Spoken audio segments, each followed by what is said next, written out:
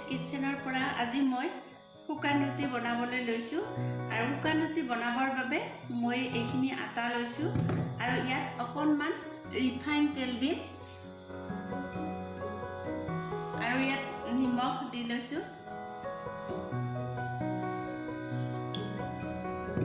এতিয়া মই এইখিনি এনেদৰে মিলাই লম আটাইখিনি মিক্স কৰি লম এনেদৰে পানী দি এইখিনি মাৰি লম অলপ অলপকৈ পানীখিনি অলপ অলপকৈ দি ল'ব লাগে একেলগে দিলে বেছি পনীয়া হৈ যাব পাৰে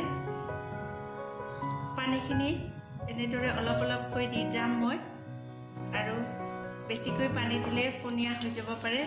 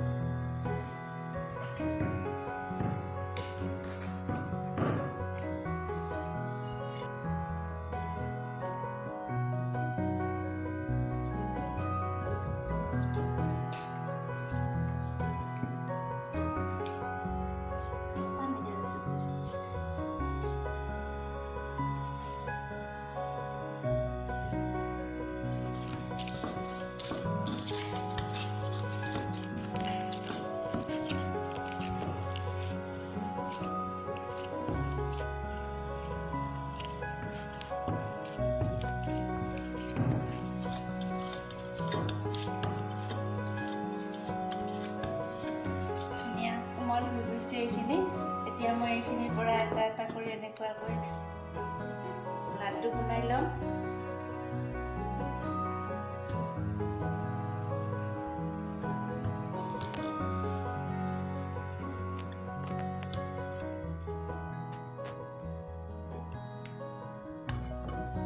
মই এইখিনি শুকান আটাৰ গুড়া অলপ দি লম আৰু এনেকৈ মেলি লম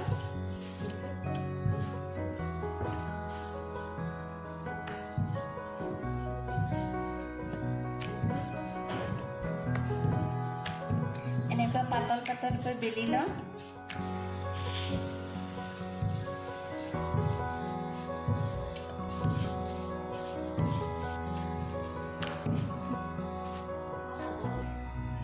এয়া গেছত মই পেনখন গৰম কৰি লৈছোঁ আৰু ইয়াত ৰুটিবিলাক এখন এখনকৈ দি পেলাই মই পুৰি যাম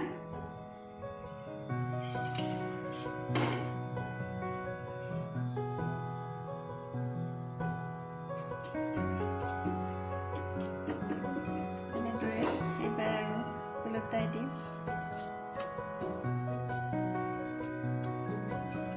এইখনৰে এনেকৈ অলপ হেঁচি হেঁচি দি লম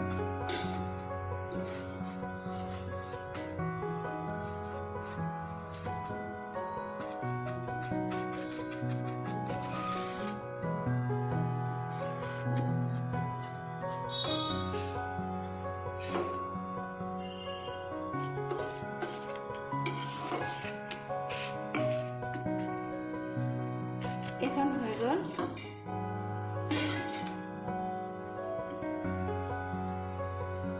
এনেদৰে মই গোটেইবিলাক পুৰি ল'ম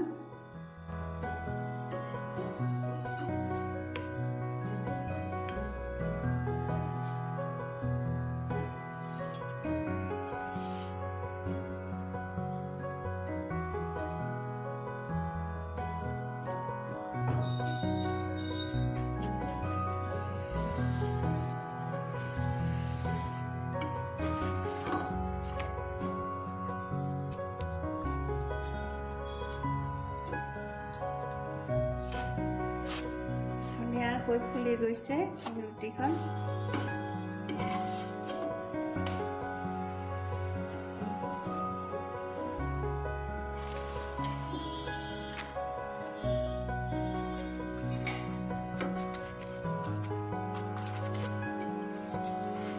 হৈ গ'ল এইখন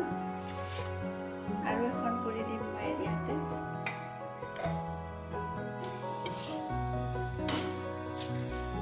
ইমান ধুনীয়াকৈ ফুলি গৈছে ৰুটিখন গৈছে এইখনো এইখিনি নমাই লৈছোঁ ইয়াত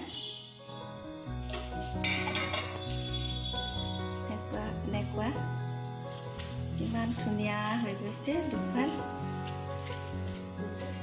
এনেকুৱাকৈ দুফাল হৈ গৈছে